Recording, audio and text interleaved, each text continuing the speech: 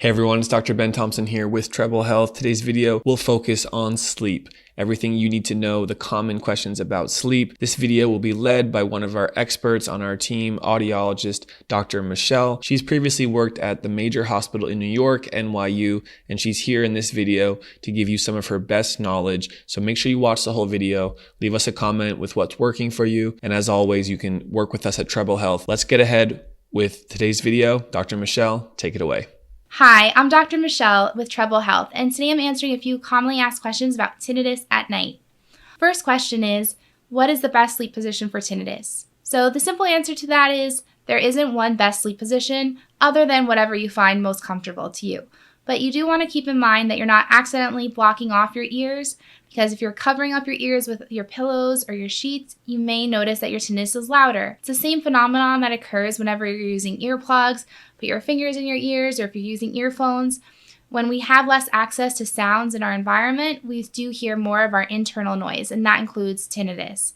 So making sure your ears are out and open will be a helpful tool to making sure that your tinnitus doesn't sound very loud depending on how you're sleeping. You also want to make sure if you do have physical components to your tinnitus, or what we call somatic tinnitus, somatosensory tinnitus, that you're not sleeping in a position that's causing your tinnitus to be louder. So if there's a head or body position where your tinnitus tends to be lower, try to sleep in that position and make sure that you're using proper pillows, head elevations to make sure that you're not accidentally causing your tinnitus to increase because of those physical components that are associated with your tinnitus. The second question that we get is, why is my tinnitus louder at night? So tinnitus oftentimes does seem louder at night because we are not as distracted and stimulated by things in our environment. At night, it's dark, it's quiet, so oftentimes our brain will start to seek out stimulation, and it inadvertently turns to tinnitus for that stimulation. During the day, we have so much more to occupy our minds and body with. We have information that we're constantly getting bombarded with. Sense of smell, taste, touch, hearing, sight.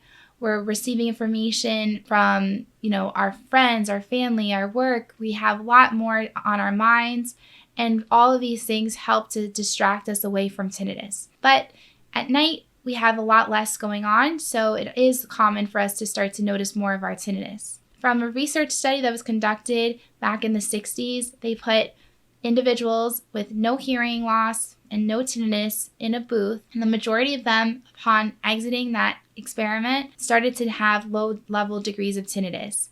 And that just goes to show that when we are in an environment that is void of any other external stimulation, our brain starts to create it for us, and oftentimes it will create tinnitus. So it can be normal in a very quiet environment like going to sleep at night that we'll notice our tinnitus to be a little bit louder. This is also something that happens with the visual system. It's called the Gansfield effect. So if, for example, you're in a blinding snowstorm or a very dark cave and there's no other visual information that the brain is receiving, after a few minutes, it'll start to create it for you.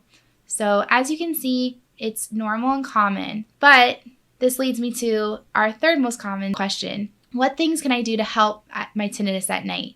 So we want to make sure that we're using things like sound therapy, holistic strategies to help reduce any levels of stress or anxiety as we go to bed. So using a sound machine, a sound pillow, a fan for sound enrichment can be very helpful. You can also consider using a sleep headband or earbuds and listening to whether it's white noise or pink noise or nature sounds, music, whatever you find soothing and relaxing. The other thing is to make sure that your room is conducive for sleep. So we do sleep better when it's slightly cooler. We sleep better in a dark room, so get some darkening shades and drapes.